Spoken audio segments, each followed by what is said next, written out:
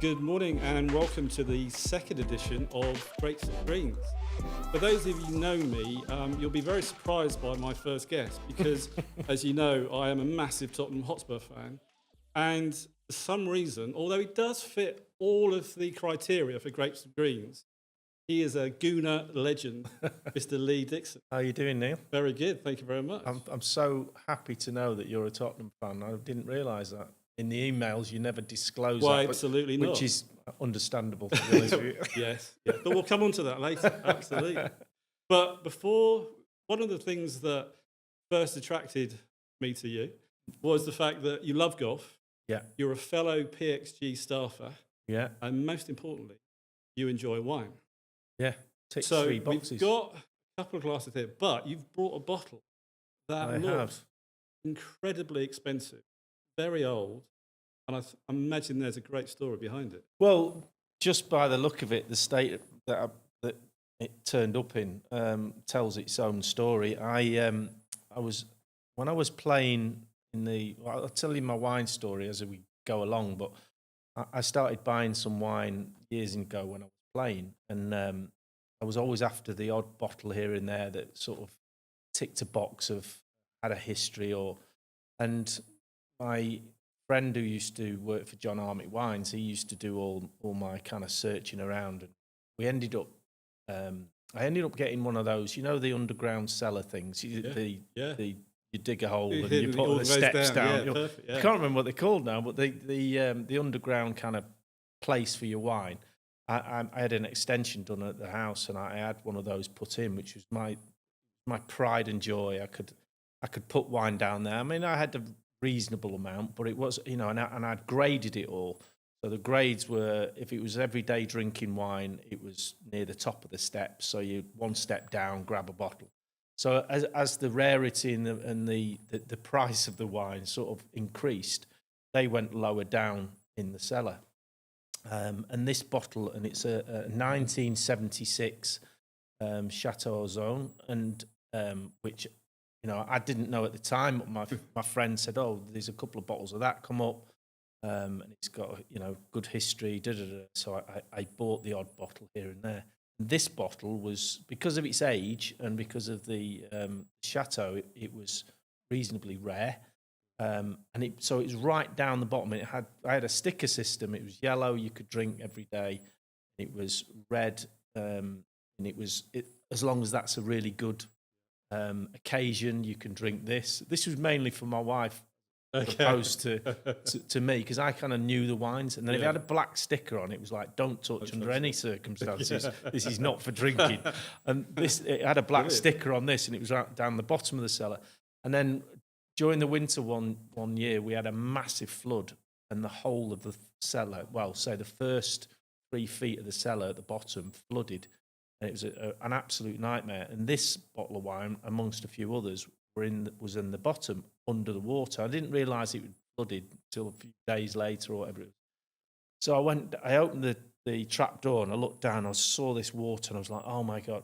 But the scary thing was, I saw all these labels floating around on the top of this water, and I was like, so I went down. When the water went, I went down, and all these labels, about 10 labels had come off these bottles of wine. And I didn't actually know because this label, as you can see, is a big piece of sticky tape on it, blue sticking the label back on the bottle because it come off. And I didn't know what these bottles of wine were, and some of the corks you couldn't quite work out. So it was like, I got all these bottles of wine that I didn't know what they were. I didn't want to open it in case it was something. Yeah, so I stuck labels that I could look on the cork of this one. You can see what it is, a 76 Zone. And so I know, right, I've got that sticker to that bottle. But this is one of the few ones I replaced. And I ended up just pulling bottles of wine and opening expensive bottles of wine that I didn't want to, just trying to find out what it was. Yeah. So it was a kind of nice game in the end. Yeah. But amazing. An expensive one. Yeah. But I mean, how did you get into wine? I mean, at that level, if you were still playing, you were pretty young. I mean, had you grown up with wine? Was mum and dad into wine, or was it? Not at all. I wasn't really a wine drinker. I'm from Manchester. I was brought up growing up, and not that I was a big drinker anyway, because of football. playing football, but I'd drink Northern Bitter, bitter ale. Yeah. But then we were in a dressing room one day, and I'll never forget it. It was like a Monday morning, and David Platt had signed for the club, who's spent a lot of time in Italy and was quite sophisticated in his tastes, and he was quite a big wine drinker and wine collector. And he came in one morning. I was the only one in the dressing room. We were both in early. And he walked over to me and he goes, and he had a bottle of wine in his hand. And he said, "Do you like red wine?" And I said, "Yeah, I quite like it with a spaghetti bolognese on a Friday night or something like that." And he said, "Here, I'll take that home and have that tonight." And he gave me a bottle of Sassicaia. And I sort of, and I didn't know what it was. And he gave me this bottle of Sassicaia, and I went, "What's?" He said, "It's an Italian red. I've got some." And I just thought, you know what? I just thought, and he had a kind of plan. I didn't know it at the time. And I said, "Oh, right." So I go home that night and we opened the bottle of wine, spaghetti bolognese, cook it. I said, "Oh, David Platt, give me this wine," to my wife. And I poured her a glass. And she went, "Oh, my word." She went, "This is the best wine I've ever had." And subsequently, I looked at what it was, and I did a bit of research, and I went, "Wow, this is quite expensive Italian red." And so I go in the next day, and I said to Platty, I go, "That wine was off the charts. Can he get me some more?" And he said, "Funny you should say that." So his big mate was John Armitt. Yeah. Those two, he used to buy his wine off John Armitt Wines, and those two were big mates. Big Chelsea fan, I think, John is. Okay. And so he said, "Oh, a friend of mine's got this wine company," and he said, "Is any of the lads interested in doing any wine investment?" And I'd never heard of wine; I didn't know that was a thing. So I said, "What was it?" And he said, "Well, if you all give us a few quid, we'll set up a little portfolio for you. Buy some wine, and it goes up in value, and there's no capital gains, and it's da da da da da." And told me the whole story about his journey. And so I went, "Oh," and at the time, and no different now, but just different levels.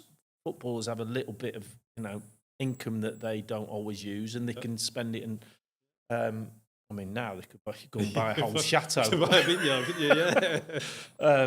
So I said, "Oh, I'll have a bit of that." And 3 or 4 of the lads, I think, we bought a few £1,000s worth of wine in these little portfolios, and that was my start to trying to understand it. And I still don't understand all of it.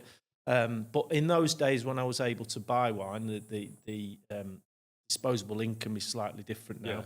But I bought an awful lot around sort of late 90s, 2000, which obviously 2000 was brilliant vintage. And I bought a load of Bordeaux's then, and that was kind of like the start of my investing. And pretty much finished after I stopped playing. But I just had a chunk of wine and I kept it there, and it's gone up in value. But I just got me interested in the different types of wine, and I wouldn't by any means call me an expert, but I kind of know what I like. That's really interesting because you think I suppose really when Wenger came in and you had the French guys, and it was almost you can't have ketchup, but you can have a glass of wine. Well, is that true?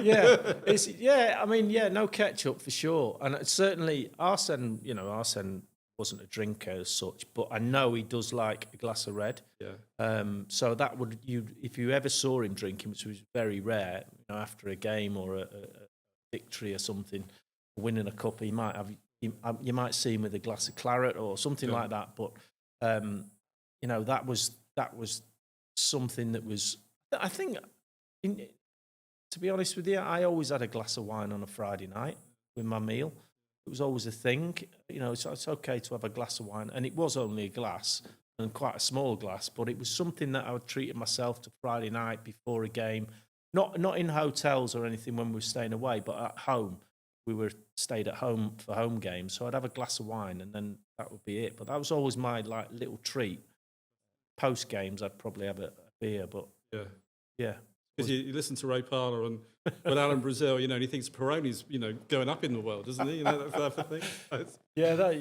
Ray was at a slightly different drinking capacity I than can me. imagine. Yeah.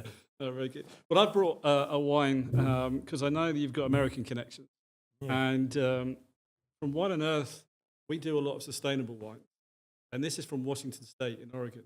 Yeah.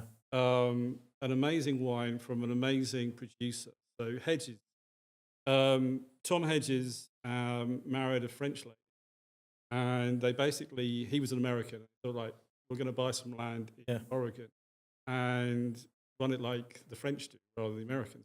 Right. So they are the first biodynamic producers in America. They're basically the pioneers in sustainable wine production. And her daughter is now the winemaker, and this is her favourite, and it's a Syrah made in the Rhone style. Wow. And it's from European oak, not American oak, as the guy said. He's, listen, do you want your wine to taste like bourbon? You know, so it's proper, as he said. Right. But have a taste and I would see what love you to. think. Yeah, thank you. Well, it looks great anyway. I saw it. It's the first thing I saw. I mean, we're surrounded by all these PXG Golf heaven here, but Yeah. first thing I saw was, you don't normally see wine at a fitting. No. So and it's one of the things Ash was saying to me. It's like, Neil, you got to start with the wine, because everybody's looking at the wine going, what's the wine there? Because it's, in the middle of the PXG. So what do you think? It's not open as long as it should have been. That is really nice. It's so good. And I mean, I'm sure that's a lot more expensive, but for £39. Is that what it is? £39. So well made. Biodynamic. You got any more? They only make 3,000 bottles of those a year. Do they? That's it. Well, it's funny you should say that, because today, because my knowledge of wine is, as my memories gets worse as I get older, you forget stuff. And I was looking to see how many bottles they produce of this, and then I started looking at a bit of the history of Zone, and saying they only produce 2,000 bottles of this particular wine. So I thought, that's a lot. So 3,000 of that is small, isn't it? 3,000. And they've only got 50 hectares, or 70 hectares. So it's very small, but, very passionate. And, we're the sole distributor in the UK for it. So, it's... That means you've got a couple of bottles in the back of your car, by the sound of it. Oh, I can make sure that you get you some. No problems at all. Just no problems at all. It's not what you know, it's who you know. Well, and that's life. And this is kind of what Grapes and Greens is about. It's about, start off with golf and wine. Obviously, I've been in golf for all of my life, and then now I'm selling wine to golf clubs, which is like heaven for me. Yeah, fantastic. And obviously, you mentioned David Platt, and he was a member at Loch Lomond when I was at Loch Lomond. Really, loves his wine, as you said, and loves his golf. Yeah.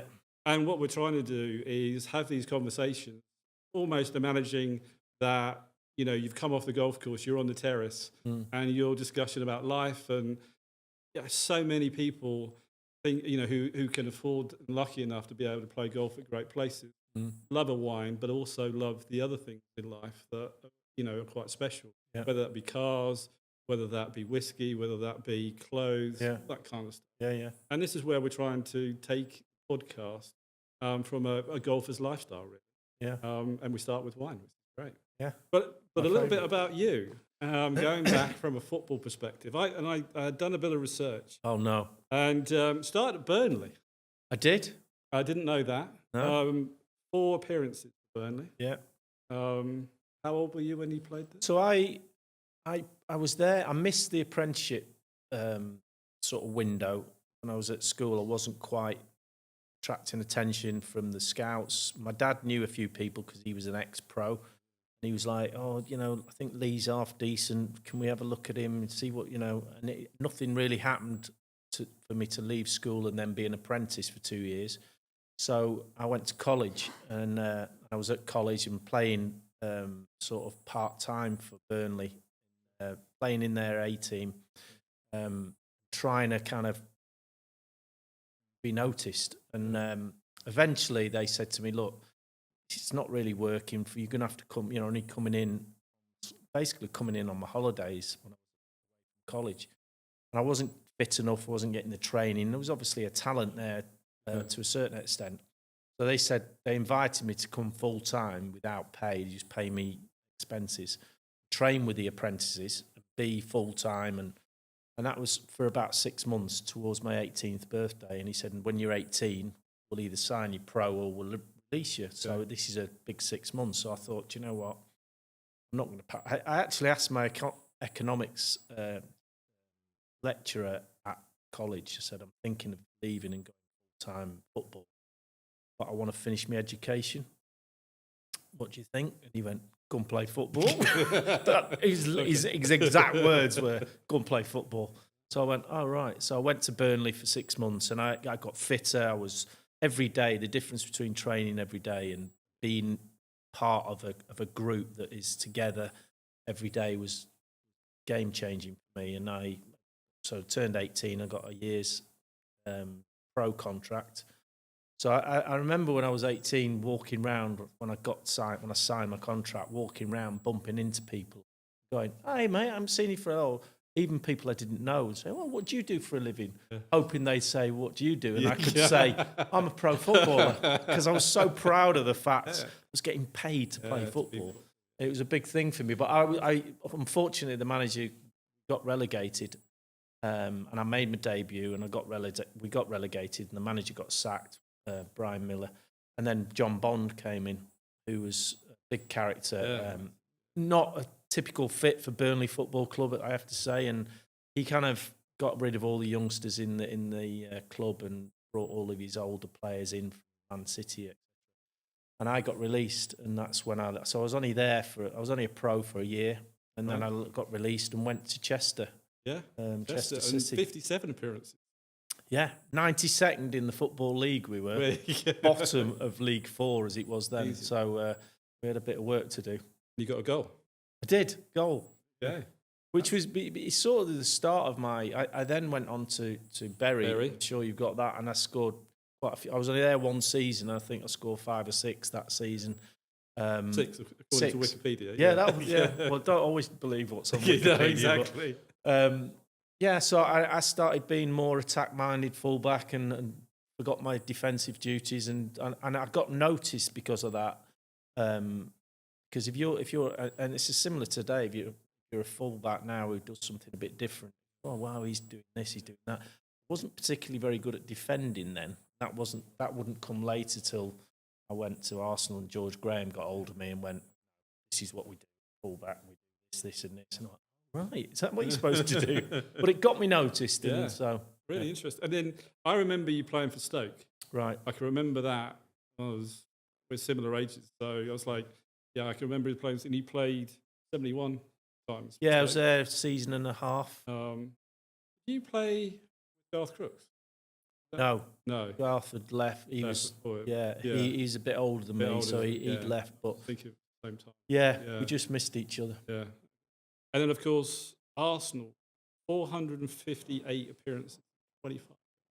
Well, that's you've been reading Wikipedia, and that is right off Wikipedia, and that is actually completely wrong. Is it really? Yeah. So Wikipedia will just give you a league appearances and goals. So my actual stats are a little bit more than that because I played a lot.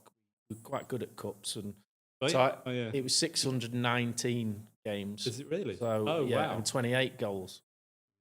Not that I'm counting, but that's more than some of our centre forwards have scored. You know? Yeah. So I'm very proud of the fact I played well. I said to my dad when I signed for Arsenal, I said, I think I'm out of my comfort zone. I don't think I can play at this level. Yeah. I was really scared. Been to London for the first time. It was a scary prospect. Yeah. Kenny Sanson, David O'Leary, Tony, all these players were like, can't play with them. And I remember my dad's... The imposter syndrome. Yeah, kind absolutely. Of, isn't it? Yeah. Bless him. My dad, he passed away sort of 18 months ago, and I miss him terribly, but he was always full of like gems like this. And he said to me, right, son, just play one game. That's all you got. If you get one game, I said, well, sign a 3-year contract. I'm hoping I got more. He goes, just get the one out of the way. I said, what happens then? He goes, then you do 10. Get 10 out of the way. I was like, get my debut. Because when you make your debut, you think, oh, right, I made it now. No, you've got to then churn out 10. I said, right. So I did that. And then he goes, and then we do 50. When you've got 50, you made it, you're in. So I had these like goals all the time to aim at, and I'll never forget when I played 619th game, which was my last one against Everton, Highbury. I remember running out on the pitch, and I knew it was going to be the last game because the contract was up. I was retiring. I was 38. I just wanted to go and play golf and drink wine. And I remember running out on the pitch and thinking, got to do 619. Just get this one out of the way. And it was my dad's words are still banging around in my head, and it made me kind of, not set goals too far ahead. Try and stay in the now as best you can, and just try and enjoy it. And certainly enjoyed it. And did you enjoy it? I loved it. I bet. Did you like being famous? You know what? I don't think anybody's ever asked me that question. I asked that to Alan Shearer because he was a member at the Lock as well. Yeah. And he said, yeah, I loved it. And he said, the only time I didn't love it was when I went shopping with the missus in Newcastle at 12 o'clock one Saturday afternoon. It was a nightmare. Yeah, I can get that. And I'm, it's interesting you asked me that because my immediate kind of inside who I am reaction is didn't like it. But then when I think back to when I was a kid and growing up, I was always the show off. I was always the first one to do this, or if anybody wanted to be entertained, it'd be me. And so there was a part of me, I guess, and enjoyed the being recognised in certain areas, and I associate that with achievement. So someone go, oh, there's Lee Dixon. He's won this, or he's done that, and that paints you in a way that you want to be seen, that I'm successful. And it's more than that. It's kind of a bit more complex than that, because there's lots of times being famous is horrific. It's horrible. It's not. Yeah, it's not. It's not all it's cracked up. It. I've seen, obviously, my career. I've seen and been with a lot of famous people, and the intrusion is quite. Yeah. It's not listen. I'm just like, I would hate it. It would drive me mad now. Yeah. Oh, God. To be a player now, and everyone says, "Oh, I bet you want to be playing now, don't you?" And I said, I would hate it. I would. If you're playing now, that means you've grown up with it, how it is. But if you took the old me and put me in a player's body now, you'd go, "Oh my word, I don't know." It'd be just terrible. The intrusion on social media, the photographs, Now in fact, we did the Plymouth game this weekend, Plymouth-Liverpool. We had an amazing result in the FA Cup, and I was down there with ITV, and we were coming out of the trucks to go to our commentary position, and there was quite a few fans around, and quite a few fans were asking for autographs. And I was like, I don't think I've been asked for an autograph for years. And they were like, "Oh, did you sign this?" And I was like, "Yeah." There was a couple of selfies, but it was. The difference between an autograph and a selfie is selfies are so kind of false. Yeah. You begrudgingly look at a camera and you smile and you kind of giving the guy or the lady next to you a hug that doesn't really a false hug, and you're kind of going, you're being friendly and everything. But there's something quite nice about, and I always, and I still do to this day. If someone says, "Can I have your autograph?" What's the name? Who do you want it to? To personalise it. And some people don't want a name because they want to use it for else things or other things. But I quite like that going back to basics. And I think the players now have missed all that fan interaction that we had growing through the game. Yeah. It's a little bit, you're a bit more separate from it. They don't really see the players now. You can't really get at them. They're not allowed, very few players come off a bus and sign a few autographs and go into the changing room. I'm not saying they all don't, but it's not the done thing. Yeah. There's security issues. There's all sorts of things now. It's all about, as you say, it's all, it could be all money. As we're trying to get this out so we can plug it for this amount. And it's not just genuine. Like in our day, I've got this autograph. I didn't even think about But also we've seen it with pros and Pep and people being kind of not trapped, but videos, goading players. Roy Keane went through it at one of the games and got into an argument with a player, and it was filmed and all of this. It'd be absolutely drive me mad. We were chatting yesterday with Mike that we were saying, is there any character? There doesn't seem so many characters in the game of golf. At the highest level. Yeah. the Sevis and the Langers, and the sort of the aggressive competition with Mickelson and Tiger. They're all perfect. Is that because it's social media, and I can't be seen to be outside of this sort of image that I've got to portray? And I think footballers are probably a bit like that as well. I think so, yeah. I mean, there'd be loads of footballers you think were not perfect. They shouldn't be on social media because they've done this, that, and the other. But I think there's definitely an image that, the image rights, all the clubs, but the agents and the people who look after these players now are so kind of savvy about what image that their player portrays on social media. Building a brand is a massive thing now. Building a brand was never a thing when I was playing. It was like, you're trying to stay away. Dixon, that's it, mate. Go out and play.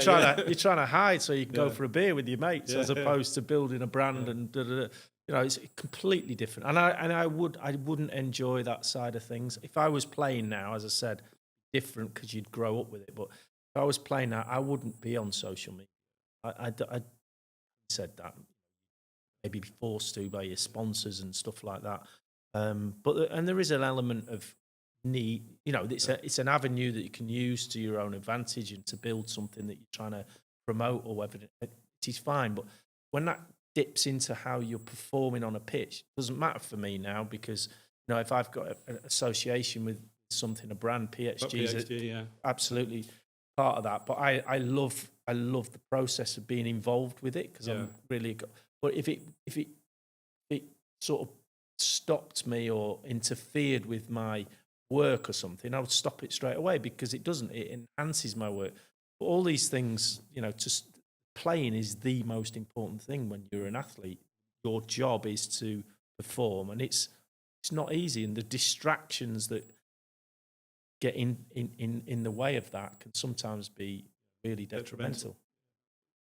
This one stat I did get, which I thought was pretty cool. Let's hope it's not off Wikipedia.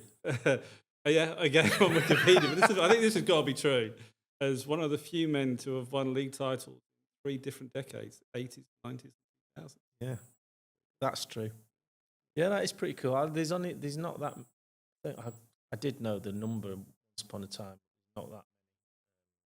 It's about 6, 7, 8, something like that. PXG Golf. Yeah, there's not many of us. Not bad. Yeah, not bad. Quite good. And then England. England beat 4 caps. And England 22 caps. Is that right? Yeah. With 1 goal. Yes, very proud of that hugely deflected goal. Probably wouldn't get it nowadays, but I've certainly got it. The panel, or it was basically Andy Gray back in the day when he was commentating, I think, who decided whether it was goal. No, there was a couple of people on the panel back then, and it was quite easy to convince them, I think, that it was it was on target. Oh, okay, your goal then. But now it's a little bit more stringent. I did notice that Terry Venables and Glenn Hoddle didn't pick you. Well, there's a shock, isn't it? Funny that, isn't it? Funny that. Yeah, and that's exactly what I say to Glenn now. I thought it might be right. I'm quite close with Glenn. We play a lot of golf together, and I always say, when he misses a putt, I say, that's because you never picked me. Yeah, exactly. He's heard that a million times. It's like, yes, we got one over with that. Moving on to golf. So we talked about wine and when you got into wine. How did you get into golf, and kind of what level? What age were you? Well, again, my dad is a big influence on all of my life, and certainly sporting life and career. So he was a big golfer and a good golfer, really, really good. Spent all his life trying to hit it right to left. All he did was hit it left to right. And now everyone's hitting it left to right. Yeah, exactly. Yeah. So he's in the wrong era. Yeah. But that was his thing, just to try and hit the ball right to left. And I used to sit. He used to have a little, like a little stool chair arrangement on his trolley. And I used to go out at 4, 5 years of age and sit on this bit of a seat, and he used to drag me around the golf course. I wasn't playing; I was just used to watch him sit there, and he'd play with his mates. And I remember sitting watching all these golf balls fly off, and eventually started hitting a few. And so I've played since I was a little kid. Been fascinated by the game. Played all through my playing career football. I found it. I never forget Wenger saying to me, "What are you doing tomorrow, Lee? We just won a game on a Tuesday night or something." He said, "What are you doing tomorrow? You got a day off?" And I said, "I'm going to play golf."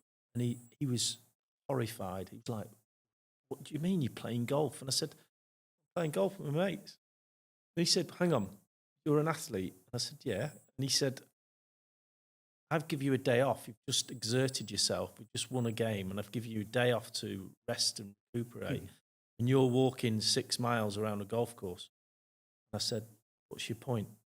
He said, "I don't think that's good for you." And I said, and I pointed to the top of my forehead, which is quite large, as you've seen. It's always been like that, Mark. Yeah. I pointed to this and I said, I'm resting this bit. He looked at me, penny dropped. For him and for me to be able to say something that Arsene Wenger thought was spot on, he kind of looked at me and he went, and I said, "I'm not thinking about Ryan Giggs, not thinking about David Ginola, thinking about a 3-foot missed putt, thinking about trying to hit a fairway." I said, "It takes me completely out of football. It's probably the only thing that I've done in my lifetime when I've been playing football that takes me out of the dressing room or pitch. Even family life was affected when I was playing because I would always be thinking about, I'd pick the kids up from school and I'd be going, Giggsy normally does this, or, I've got Liverpool on Saturday. I'm a bit nervous about playing against John Barnes, and I've been thinking about all that. So you're not totally present. That's what I found. And golf was the only place I went to that I didn't think about anybody apart from my golf game. So found it really relaxing. Was he fine with that? He got it as well? He got it, yeah. Keep playing then. Keep playing. He was fine about it. Make sure you get in a cart, he said. Don't walk. Don't walk. Yeah, well, I can get that. And it's quite interesting that the RNA, certainly post-pandemic, said how good golf is for mental health. Yeah. And really promoting that. And I think also you've seen a lot of youngsters start playing the game after pandemic because of that reason as well. The fact that I can get away from social media if I need to. Get away from the pressures of that sort of modern day life. And I just think, if you play like 9 holes, a good, even a rotten golf course is probably better than an office or a factory absolutely. Or whatever. You feel like you're just outside, don't you? When people say, "Oh, do you play in bad weather?" And I went, "Yeah." And he goes, "Well, when can you fit it in?" I said, "I'll fit golf in any time." And as you said, if you can nip out and just play 9 holes or something. And I was like, but anything, even if it's raining, better than not playing and wishing you were playing. I always find, because you'll find some one shot or something or hole of putt where you go, that's actually worth getting wet for. I played yesterday and it was really terrible weather up at Woburn, and we had a lovely day as 4 of us played, brightened up, but there was moments when it was freezing cold, but there'd be one shot that you go, oh, there you go. There'd be lots of shots that wouldn't be like that, but I just think, and you're walking, you're out in the air, in the fresh air, you're doing exercise, and as you said, the mental side of things fits me perfectly. Perfect. What's your handicap now? Now it's 0.9. Is it really? Yeah. Wow. So I've managed to. I mean, when the new system came in, which was how many years ago? I can't remember. 5 or 6 years ago, whenever it came in, I was off about 3. And then overnight, for some reason, the computer decided to put me at +3, which was obviously a joke. I thought someone's joking in the Golf England office, wherever they keep all this information. And all my mates went, "You're off +." I said, "No, I'm not. I'll sort it out." And I've been trying to catch up ever since. Right. So, I mean, these handicaps are funny now because people go, not long ago I was off scratch and I've just gone up slightly. But when you say you're off 1 or scratch something, people have these visions of what you play like. So every time you go out, you shoot level par, and you say, no, it's not like that. And and golfers, and it's not like that. Your handicap is based around average of blah, blah, blah, blah. Well, you still must be up. Well, you only have to shoot a couple of really low rounds for that to drag you down to that level quite a lot. So, when I go out, if I'm 2 or 3 over, I feel pretty good. Okay. And what's the lowest you've shot anywhere? Lowest round? Shot 68 Yeah, about 400s. I had one of those days when in and it's a fairway and all. It doesn't happen very often, does it? Doesn't. I mean, Where was that? Remember which course that was at? it was at Woburn. Woburn, is that? Okay. Yeah, but we're reasonably front tees, so give myself a little break. I don't want anyone listening in the handicap department. You gave me a little nugget. Actually, you sent me a photograph in, and you got a hole-in-one on the 14th at Loch Lomond. And for anybody who hasn't played Loch Lomond, the 14th, par 4. Yes. It's a risk and reward par 4. But even so, that is a hell of a hole-in-one. So talk us through that one. Well, I'm lucky enough to have played Loch Lomond. I have a charity golf event there every year for my wife's charity, which is York Dance Project, where she does some amazing work in the communities with underprivileged kids in the dance and movement departments. And so we raise a few quid every year and we hold it at Loch Lomond. So it was actually my own golf event.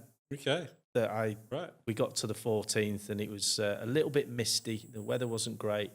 And as you know the hole very well, you know, when you play the 14th, if it's at all possible you're likely to get anywhere near the green, you've got to have a go of it. I mean, anyone who goes left gets a lot of stick from me. You run here once, just have a go. And I've hit the green a few times, but this particular, shot I hit, PXG driver, that still be, the pictures prove the story. Yeah. And my caddy said, because there was a bit of wind behind, he said, you won't get there with 3 wood, but you just hit a chippy driver. It was about 250, I think. You're playing on the sort of the lower. Yes, the first it wasn't coming off 13. It wasn't off the back, right? No, it wasn't off the back because it was. The weather wasn't great, so they'd moved us forward.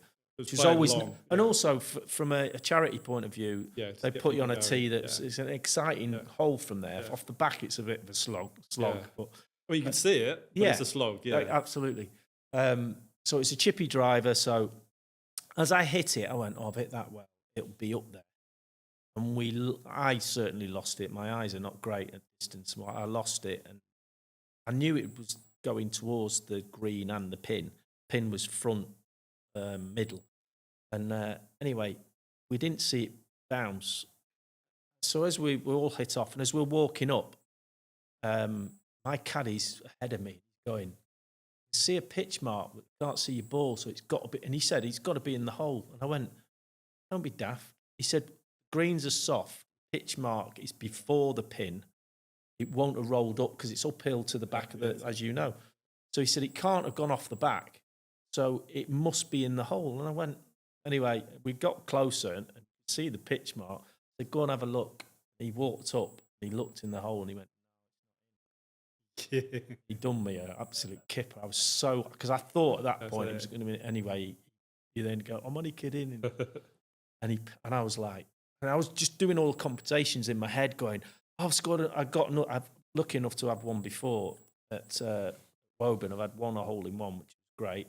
But to get that at that iconic hole with a PXG driver and ball, one pitch, and it went in. I wish I'd have seen it going in, and it was a Stableford event, obviously. So on the card, it's a 1 for 5, which I've never written before. I've wrote 5 for 1 a lot of times, but brilliant. 1 for 5. Because I don't know many people have had that. I mean, I was there 4.5 years. I don't remember anybody get a hole in one. So I saw that, I was like, right hole. But then I saw the picture, it's like, right hole. Yeah. Well, so my son was playing in the group ahead of me, and it took a couple of holes to catch him up, and they were on the 17th par 3 tee, as we were going down 16, and I couldn't wait to tell him. And I was like, so I ran over, and I run down, and they were like, what's up? And I was like, my mate was playing with the hand. I was like, I couldn't get it out quick enough. I said, just had a hole in one. And they were like, because they couldn't work it out. Because par 3 is way back.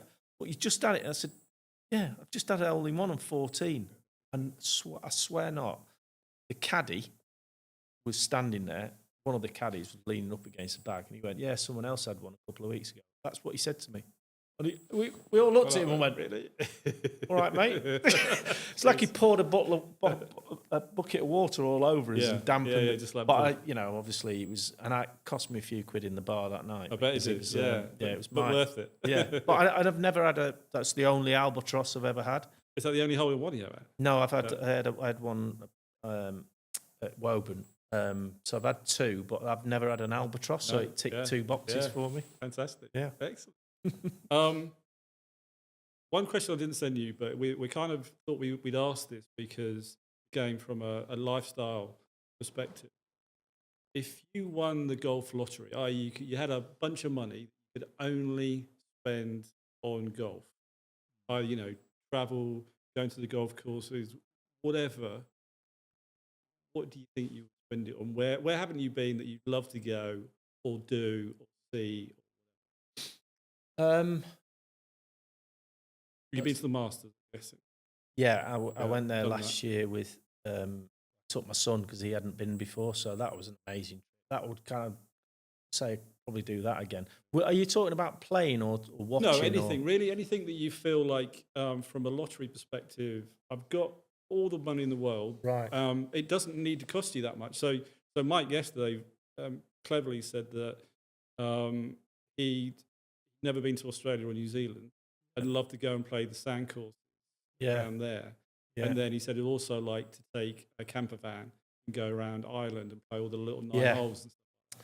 Yeah, that would be quite high up there on my.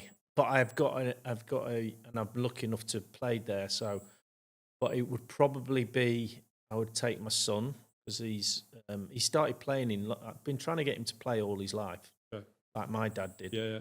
Not interested, never been interested in it. So, stuck clubs in his hand with sticky tape round so he couldn't drop it, and making sure he'd hold it for a period of time, getting him to chip. Not interested at all. And then during lockdown, like a lot of people we talked about earlier about getting into golf when able to get out the house and play. And he started hitting balls in the net and he goes, I'm starting to hit you. Like, wow. We've got some catching up to do. So I said to him, I made a promise to him. I said, look, from now on, whenever you play golf with me, there's two things that happen. We'll try and play some of the best courses in the world, and you won't pay for a penny of it. I will, because you've got all this money that I would have spent on you, doing all that stuff when you were younger, all the clubs and the different sizes and all of that lot. So that's my promise to you. And he said, okay, then. Boy, is he taking me to the cleaners now. Thanks, Dad. So can we go and play Wentworth? Can we go and play Sunningdale? Can we just okay. So I would probably, and I've been lucky enough to play Pebble Beach. And that part of the world is very close to me because of I spend a lot of time in Santa Barbara. So the California coastline around there is just, I've never been anywhere. But I haven't been to New Zealand, Australia playing golf. So, but I would take him to play Pebble Beach, and then I would use my influence, if I possibly could, then take him to my favourite course in the world, which is Cypress Point, and lucky enough to play that a few times. To take him around there, I don't think that wouldn't be beaten anywhere because it's very special to my heart. So to share that with him, would be a dream come true. So I think I would go and play Cypress Point have got the Walker Cup this year. Yes, I know. And we've got a producer who basically his vineyard is in Monterey. No. So we've got accommodation. There you go. On the vineyard. We just need tickets. And that's probably the only way I'm going to get to Cypress Point. I've played Pebble Beach. I've played pretty much everywhere else that I want to go. Yeah. But Cypress Point is one of those I haven't been to. Because you look at the YouTube video, the flyover of it is insane. Sensational. You just look at it and go, oh. It puts you in a... I've never been in I've played in some... I'm lucky enough to play in some lovely courses, but I get excited playing any course. It could be down the road here, it could be anywhere, raining. But there's something about California that I love. I love California, I have to say. And when I'm lucky enough to play Cyprus, I was in a trance. Yeah. Golf you want to play well and you want to, but it didn't really matter because it was like, oh my, you're standing on 16, 15, 16, 17, 18, probably 4 of the most iconic golf holes you'll ever play, just round that little bit. And the tee shot on 16 is just incredible. And you play it in a state I've never. It's almost like you've been taken over and you're in a dream. You're in a dream world. You're not thinking about swing thoughts. You're not thinking about anything. It's just an incredible place, a magical place. I was lucky enough to play Pine Valley. It's a bit like that. Yeah. Have you played it once? Yeah. And that's a bit like that. Yeah. Because it's kind of Sunningdale, Swinley Forest-esque, isn't it? But standing on that first tee and everybody go like, it's probably the best. It's always kind of voted number 1. Yeah. But you're there, and I think the first 4 holes. How difficult is that course, by the way? It was incredible. We played with the mayor of Pine Valley. Did you? When I was at Is he a member? Is the mayor of Pine Valley? He is a member, and he lives on the 9th hole. Of course he is. Oh, he lives on the 9th, yeah. Because basically Pine Valley is Pine Valley. And he was a friend of Arnold Palmer's dentist, who was connected with the R&A. Right. And we went over I was getting ready for the 2005 Open Championship. Management team would put on kind of a training program. In 2002, it was Bethpage, where the Ryder Cup is. Yeah. And I was swishing fairways. That was my job, because you had to learn about everything. I was like, and it was great. But it was also the first time there had been an event in New York after 9/11. Wow. We were going in at 4:30. There were snipers. It was like lockdown. Yeah. Incredible. Yeah. And I'm just thinking, the New York crowd was raucous. Yeah. Have you been to Bethpage? No, I haven't. So when you sit at the Ryder Cup, you've got. I'm going to try and go to that. Well, I tell you what, it is raucous. I'll put my tin hat on. Yeah, definitely. But in 2002, you had Tiger won it, and he was leading. And you've got like 14 as a par 3, and you come across a hole, and then you've got a par 4 going that way, par 4 coming down this way, and you've got a par 3 going up there, 17. You had Tiger on this tee, Sergio coming down this way, and Philly Mick on there. So you had everything. You had the black, Hispanic, and you had the white cottage boys walking. Oh, so you can only imagine what it's going to be like when Europeans and Americans get together. It's going to be incredible. It's going to be incredible. But probably the hardest golf course I have ever seen. Faldo shot 68 on Friday. Yeah. He said, I hit every fairway apart from the quite scary. That is so we're looking forward to that. Yeah. No, it's going to be charts. And then I suppose finishing off with golf is PXG. How did you get involved with PXG? Because obviously it's a fairly new brand. Yeah. Obviously high end. And now changed to being, direct to consumer. Yeah. Which, in some ways I think is a good thing. Yeah. Well, I've been connected with England football team. They were always connected very closely to TaylorMade. Yeah. They used to sponsor the lads when we played in golf events, and used to look after us for years. And I've always used TaylorMade clubs when I've been playing as an adult, if you like, or when I was playing football. So, and then I was always looking to for the new iron or something a little bit different. And every time TaylorMade brought some irons out, I was like, I'm fascinated with how an iron looks when I look down at it. So I always try to be bladey as much as possible, and have something that. But as I got older and more savvy, if you like, then looks at everything, and looking down at a blade club that's like a butter knife. Yeah, is not good for me right now. No, So I was anyway. So I took my clubs in to get re-gripped at a fitting place near Oxford. A friend of mine worked there. I said, I need my clubs redoing. I'm passing. Can you do? He said, yeah. So, and they had a swing studio like this. And he said, go and hit some balls while I do your clubs. So he was in there doing clubs. He goes, and he had a set. They were PXG selling station. And he goes, "There's some PXGs and they just come out. The Gen 1s had just come out, the irons." He said, hit a few of them. So I was like, "What are these PXG?" I didn't really know about the brand. I'd heard of them, but I didn't really know much about them. So I put a couple of balls down. The first ball I hit, I had a 7-iron. I just went, whoa, what's going on here? A bit weird. It was like a feel I'd never felt before. I don't know. Not technical enough to know what it was, why it was. I know my golf swing, and I was like, it's a normal swing. It looks great. Looked at the numbers. I was like, normally at a 7-iron, like 168, stock 7-iron, and this thing had gone 178. Like, anyway, I kept hitting. Dispersion was tight, so he absolutely done me a kipper, because he come out. He goes, "What do you think of them?" Then I went, "Can I buy a set?" And he said, and I wasn't playing football. My association was tailor-made, was kind of coming to an end. Obviously, the new players coming through the system were getting tapped. So I was just, do you know what? I've not bought a set of irons for so many years because of that. I'm going to buy a set. And I knew they were expensive. I knew there was, like, because a friend of mine was talking about them, saying quite expensive. And I said, "Do you know what?" So I said, I'm going to buy a set. So I bought a set of irons.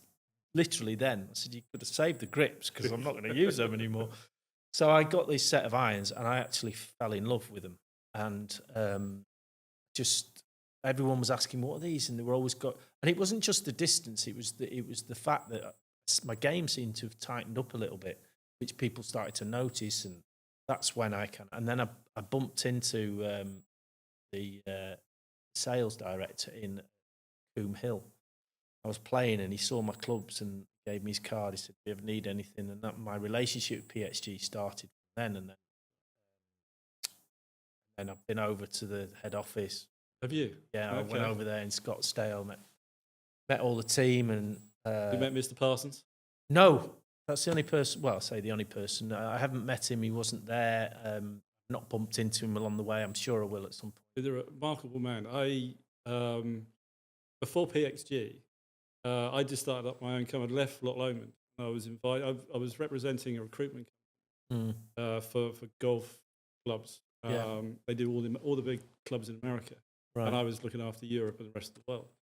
And I got invited to like top 50 club. You name it, congressional revenue. At Paradise Valley in Phoenix. Right. And the managers had organised the speakers. Obviously, you can imagine some of those members were profile. Yeah. One of them was Bob Parsons. Right. And he came in. Beforehand, there was just like when you went swimming and you had like one of those big speedo clocks like that, go up in times. That came in like that. And he did an hour and 15 minutes to the dot. To the dot. Absolutely. Was he? I mean, funny, engaging. Yeah. Just you're looking at him going, "How are you alive?" Yeah. Four tours at Vietnam as point. Yeah. Basically they lasted about an hour and a half. Let alone 4 tours. Yeah. And incredible. And then obviously he went into golf. So I've followed his, the whole PXG story, and then we were looking for a golf manufacturer because I was with Ping, but Ping can't have alcohol. Right. Because they're Mormons, so you can't really, that doesn't really work in that role. And PXG, I spoke to Becca here, and it's been fantastic. I mean, the service. I mean, obviously we would get that, but the after service. I literally had about 4 or 5 phone calls. Everything okay? It's going to be here. It's going to be 8 days. Like, yes, actually, it's coming off now. Would you like them sent? Well, that was. Well, I mean, you buying anything. I mean, golf clubs per se are not cheap product to buy anyway. No. Whatever brand you're going for, and I think certainly sales, certainly after sales is really important. I think you do feel kind of a bit of a family touch to it. It seems like it's all inclusive. When you're in, you're in, kind of thing. Yeah, you're that's part of and I the troops, as they would say. the troops, yeah. And I love the kind of the colours of the kit and the apparel. It suits my eye. Some of it's a bit bold and brash for me, but I go, actually, I've embraced that, and I'm now, I'll wear the biggest hat going. And I just love, it's yeah, pretty big. Yeah, I just love the feel of the clubs, and I think they've done a brilliant job in how they now present their product and inclusivity of it a little bit more. they've taken the ownership as well. Absolutely. They want to show off that we've got a great product. Yeah. We want to show you that we do. Yeah. Rather than handing it to somebody else. Yeah. They're looking at their own business as well, aren't they? So Yeah. it might not always be like And that. for me, I've always, whenever I've been, boot sponsors or connected to any sort of brand, it's the same with like my bank manager or, Yeah. ringing up the telephone company or something. If you're just a number and a faceless person at the end of it, then the connection's not there for me. But especially being here, I know all the staff here. I know a few of the staff over at Scottsdale. So I know the kind of people, and it then becomes, you then care a lot more about the name and the product and how you represent it. And, absolutely, yeah. And so it suits me down to the ground. Just kind of wrapping up. I mean, you're co-commentator and presenter. Would you say? Sometimes I present. Yeah. Not always present the right thing. My wife would say. But no, I'm mostly comms. I did a lot of studio stuff when I first started, and I loved being in front of the camera and trying to share my experiences and analysis or insight into what I'm seeing. But I always found that fun, but you kind of get cut off just when so you've got to be really concise with what you say in a small space of time. And an old media guy, that a mentor of mine, said to me, come out of the studio, get into comms, not as soon as you can, but do your board work, and then, because you'll find the longevity of comms, the enjoyment of being able to speak for an hour and a half about a game, your insightful mind will enjoy that more than studio, because you'll get cut off in the studio. You've got to go to an advert, you've got to watch the game. So you're not only talking at pre-match, half-time, full-time, and I fill in the big bits, which is the game. And I thought, and co-comms is not, everyone thinks co-comms is easy, and I'm not saying it's that, because doing it, co-comms is difficult because you're live, you're in the moment, you're in the game that people are watching. When you're in the studio, it's a different skill set, because you've got time to analyse something. Somebody makes it in the editing room, then you see the bit of analysis and you go, yeah, deliver it in a short space of time, which is a skill in itself. And that's not easy either. Yeah. But to move to comms was always my aim, and I managed to do it, quite a few years ago, and I love it. I do 2, 3, 4 games a week sometimes, and just love the process of watching a game and sharing my insight, if I see something, with the bloke next to me, which is the commentator. That's all. This guy who sort of gave me some media training said, just got to convince him you know what you're talking about, the bloke next to you. And the microphone will do the rest. You don't have to worry about anybody else, what they're thinking. Just tell him something that he couldn't possibly know because of your insightful background. Yeah. So if you see something and you go, oh, I think this because of this, and he goes, oh, right, I didn't realise that. You've done your job, because everybody at home will be thinking, some people know stuff, and it's not a definitive. It's an opinion based on experience. So that's why I love it. It's the best job in the world I could do after playing. Yeah. Because I thought I wanted to be a coach and a manager, but really I didn't. That's why I didn't go down that road. I went into TV, and I think I've got the best of both worlds now. You've done that for quite a long time now. Yeah, I've been retired years in. It's like I've been retired longer than I were playing, which doesn't make any sense to me. I hope the next 23 years go a bit slower. Because it's going quite quick at the moment, you know, as you well know. Absolutely, mate, absolutely. Lee, it's been a pleasure to talk to you. Really great insight on life generally, and really encapsulates everything that we're looking to do. So it's been a pleasure. Not bad for a gooner. Anyway, Tottenham won't go down. You'll be all right. Thank you very much for watching another episode of Grapes and Greens. If you'd like to watch further editions, please click here. If you'd like to subscribe, please click here. Thank you.